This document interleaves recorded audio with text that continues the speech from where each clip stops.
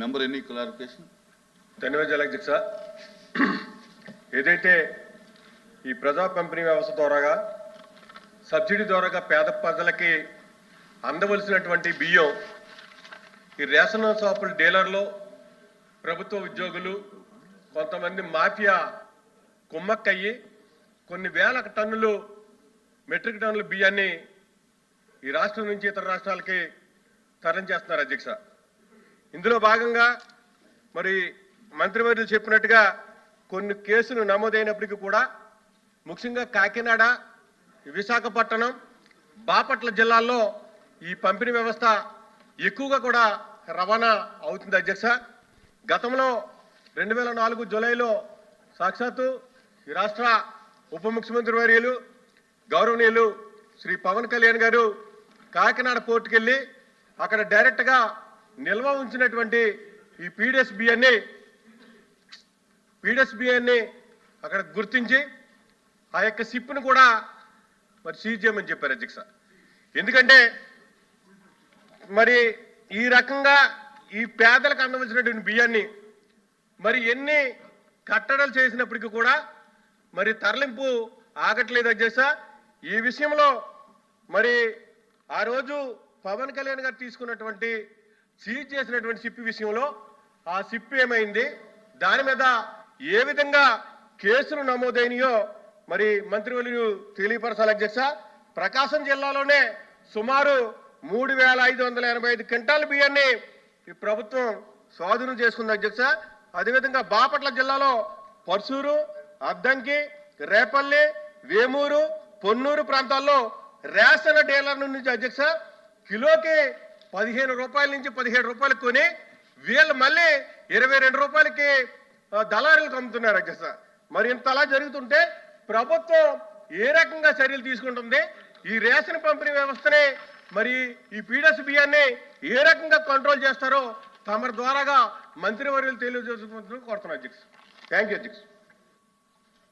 సున్నాన్ గారు.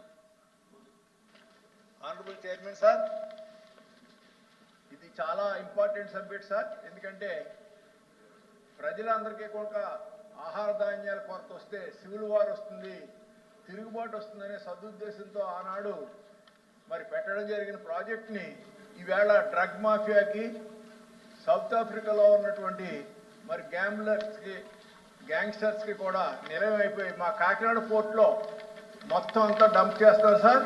కాకినాడ పోర్టుకి దరిదాపు ఇప్పుడు నేషనల్ హైవే 216 రావడం వల్ల కంటిన్యూగా కడ నుంచి ఇచ్చాపురం వరకు ట్రాన్స్పోర్టేషన్ చాలా ఈజీ అయిపోవటం వల్ల, బ్రిడ్జెస్ నిర్మాణం చేయటం వల్ల ఈ పీడిఎస్ రైస్ అంతా కూడా షిప్మెంట్ చేసేస్తారు సార్.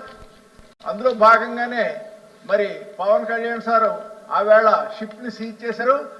ఇదంతా కూడా ఎంప్లాయీస్లో ముఖ్యంగా వాళ్ళు రాటన్ అయిపోయి రిటైర్ అయ్యే వరకు, జాయిన్ అయిన రోజు నుంచి రిటైర్ అయ్యే వరకు అక్కడే ఉండటం వల్ల ఈ మాఫియా, పోలీసు, ఈ సివిల్ సప్లైస్ వీళ్ళంతా కూడా ఏకమైపోయి స్థానికంగా ఉన్నటువంటి మాఫియా గ్యాంగ్తో వాళ్ళు నెక్సెస్ పెట్టుకుని సార్ మరి ముఖ్యంగా మన రాష్ట్రంలోకి డ్రగ్స్ రావడానికి ప్రధానమైన కారణం మన పీడిఎస్ రైస్ సార్. ఇది ఎక్స్పోర్ట్ చేయడం సౌత్ ఆఫ్రికా కానీ, నైజీరియా కానీ అటువంటి ఆఫ్రికన్ కంట్రీస్ నుంచి అక్కడ నుంచి ఈ అవుట్లాస్ అంతా కూడా తేవడం వల్ల చాలా మనకి అన్యాయం జరుగుతుంది సార్. తమరు దీని మీద దృష్టి పెట్టించి సార్ మంత్రి గారిని నేను కోరేది ఏంటంటే దాని మీద చాలా స్ట్రింజెంట్ యాక్షన్ తీసుకోవాల్సిందిగా, కావాలంటే మిలిటరీ ఫోర్స్ని కూడా దింపవలసిందిగా మిమ్మల్ని రిక్వెస్ట్ చేస్తాం సార్ మీ సభ ద్వారా. Chairman sir. మంత్రి గారు మీరు లేదు అందులో నా కూర్చోండి, సిగ్నేటరీ కాదు కదా, మీరు కూర్చోండి. అధ్యక్ష, ఈ పీడిఎస్ వ్యవస్థ పైన మా కూటమి ప్రభుత్వం తీసుకున్నటువంటి చర్యలు, చిత్తశుద్ధి, ఏ విధంగా పారదర్శకత తీసుకురావాలి వ్యవస్థలో, సామాన్యుల కోసం కేంద్ర ప్రభుత్వం, రాష్ట్ర ప్రభుత్వం ఖర్చు పెట్టే నిధుల్ని ప్రజల కోసమే ఉపయోగించాలనే తపనతోటి మొదటి రోజు నుంచి కూడా మేము ఒక అంకిత భావంతో పనిచేస్తున్నాం అధ్యక్ష. పీడిఎస్ రైస్ నిర్మూలన గురించి గౌరవ సభ్యులు మాట్లాడారు అధ్యక్ష.